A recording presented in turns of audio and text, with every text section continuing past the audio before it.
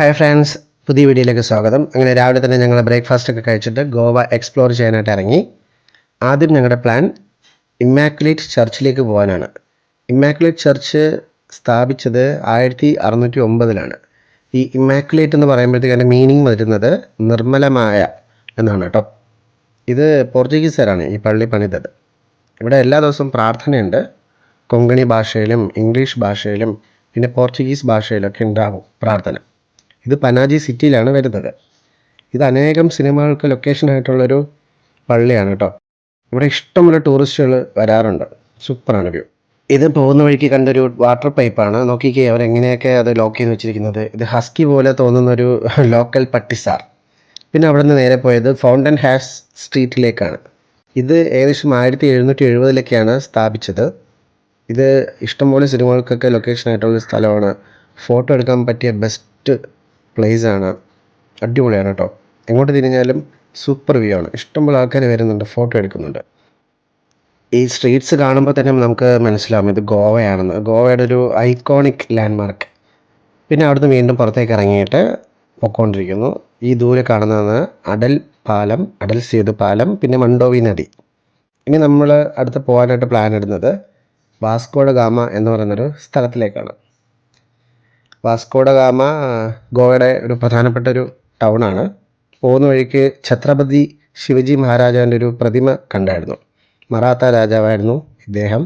കാരണം ഗോവ എല്ലാം പണ്ട് മറാത്ത രാജവംശത്തിൻ്റെ ഒരു ഭാഗമായിരുന്നല്ലോ.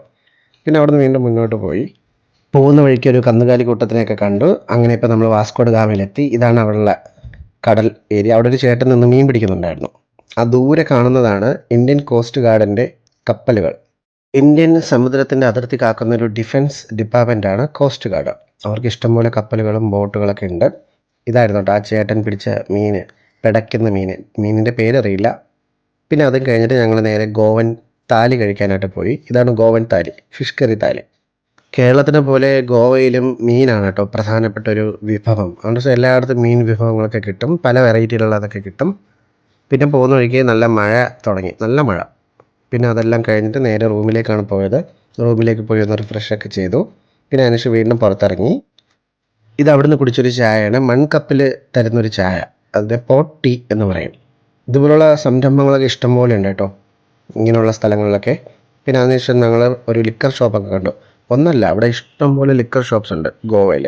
കാരണം അതൊരു കേന്ദ്രഭരണ പ്രദേശമായതുകൊണ്ട് ലിക്കർ ഷോപ്പൊക്കെ ഇഷ്ടംപോലെ ഉണ്ടാവും ടൂറിസ്റ്റുകളെ അട്രാക്റ്റ് ചെയ്യാനൊക്കെ വേണ്ടിയിട്ട്. അതിനുശേഷം ഞങ്ങൾ നേരെ പോയത് കാസിനോയിലേക്കാണ്. ഈ നേരത്തെ കണ്ട മണ്ടോവി നദിയിൽ ഇഷ്ടംപോലെ കാസിനോസൊക്കെ ഉണ്ട്. സോ അതിലൊരു കാസിനോയിലേക്കാണ് ഞങ്ങളിപ്പോൾ പോയത്. കാസിനോ എന്ന് പറയുമ്പോഴത്തേക്കും നിയമപരമായിട്ടുള്ളൊരു ചൂതാട്ട കേന്ദ്രമാണ്. ഇന്ത്യയിൽ അപൂർവം ചില സ്ഥലങ്ങളിൽ മാത്രമേ ഇത്തരം കാസിനോകളൊക്കെ ഉള്ളൂ. കാരണം ഗോവയുടെ പ്രധാനപ്പെട്ട വരുമാനങ്ങളിൽ ഒരെണ്ണമാണ് ഈ പറയുന്ന കാസിനോസൊക്കെ. ടൂറിസത്തിൻ്റെ ഭാഗമായിട്ടാണ് കാസിനോസ് ഉള്ളത്. കാസിനോയിലേക്ക് ഫോട്ടോഗ്രാഫി, വീഡിയോഗ്രാഫി ഒന്നും പെർമിറ്റഡ് അല്ല, അതെല്ലാം ബാൻഡാണ് കേട്ടോ. ഇതാണ് കാസിനോയിലേക്ക് കയറാനുള്ള എൻട്രി, ആ ഒരു ബാൻഡ്, ഹാൻഡ് ബാൻഡ്. അവിടെ 21 വയസ്സിന് മുകളിലുള്ളവർക്ക് മാത്രമേ പ്രവേശനമുള്ളൂ. ഇതാണ് കാസിനോയുടെ ഉൾഭാഗം. ഇത് ഗൂഗിൾ ഇമേജസ് ആണ്, കാരണം നമുക്ക് ഫോട്ടോ ഒന്നും എടുക്കാനുള്ള പെർമിഷൻ കിട്ടിയില്ല. കാസിനോ എന്ന് പറയുമ്പോഴത്തേക്കും ചൂതാട്ട കേന്ദ്രം, ഹൈടെക് ആയിട്ടുള്ളൊരു ചൂതാട്ട കേന്ദ്രം.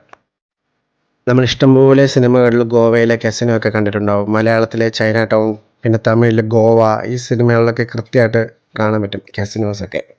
അങ്ങനെ കാസിനോയുടെ ഇതൊക്കെ കഴിഞ്ഞിട്ട് നമ്മൾ പിന്നെ അവിടുത്തെ ബൊഫെ ഫുഡ് കഴിക്കാനായിട്ട് ഇറങ്ങി. ഇതാണ് കേട്ടോ അവിടുത്തെ ബൊഫെ. വെജ്, നോൺ വെജ് അങ്ങനെയുള്ള എല്ലാ ഐറ്റംസും ഉണ്ട്. ചിക്കനുണ്ട്, മട്ടനുണ്ട്, പിന്നെ വെജ് ഐറ്റംസൊക്കെ കുറേ ഉണ്ട്. നാൻസ് ഉണ്ട്, റൊട്ടീസ് ഉണ്ട്, പിന്നെ കേക്ക്സ്, പേസ്ട്രീസ്, അങ്ങനെയുള്ള എല്ലാ ഐറ്റംസും ഉണ്ട് കേട്ടോ.